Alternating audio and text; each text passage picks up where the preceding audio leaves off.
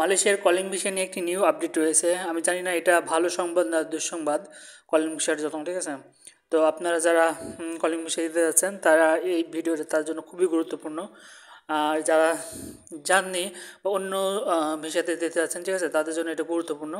সেটা হলো কলিং ভিসাতে যাওয়ার কথা ছিল ৬৬,০০০ মানুষ, বাট অলরেডি আজকে রাতে ঘোষণা হয়েছে যে ২ লক্ষ মানুষ হচ্ছে কলিং ভিসায় এবার মালয়েশিয়া যাবে, ঠিক আছে? আর এবং সবগুলো হলো প্লান্টেশনে।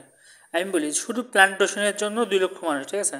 আগে ছিল ৬৬,০০০, তারপরে হচ্ছে ২ লক্ষ। তার মানে আপনার আমার মনে হয় যে সার্ভিস অ্যান্ড হচ্ছে কন্ট্রাকশন বা ক্লিনিং যে বিষয়গুলো আছে কলিং বিষয়, সেগুলো কিন্তু পিছিয়ে যেতে পারে, ঠিক আছে?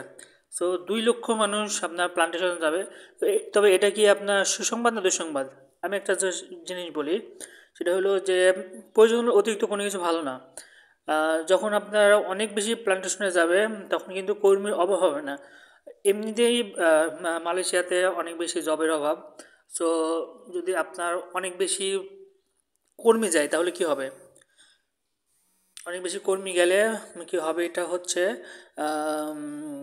নষ্ট হয়ে যাবে। আপনার কর্মসংস্থানের জায়গা কিন্তু সংকুচিত হয়ে যাবে। তখন কিন্তু স্যালারি কম হবে, তখন কিন্তু আপনার জব মানুষ মানে পাবে না। দেখা যাচ্ছে যে বসে থাকতে হবে, তাহলে তো গিয়ে তেমন একটা লাভ হবে না। তো এই ছিল বিশেষ আপডেট।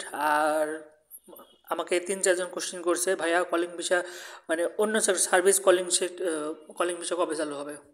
তো সার্ভিস কলিং ভিসা শুরু হবে আপনার এপ্রিলের শেষের দিকে।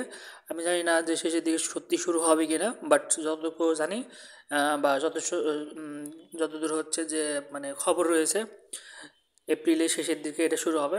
সো আপনারা যারা কলিং ভিসা নিয়ে মালয়েশিয়া কলিং ভিসার আপডেট সম্বন্ধে জানতে চান, তারা অবশ্যই এই চ্যানেলটা সাবস্ক্রাইব করবেন আর ভিডিওতে অবশ্যই লাইক দেবেন। ধন্যবাদ, ভালো থাকবেন সবাই, আল্লাহ হাফেজ।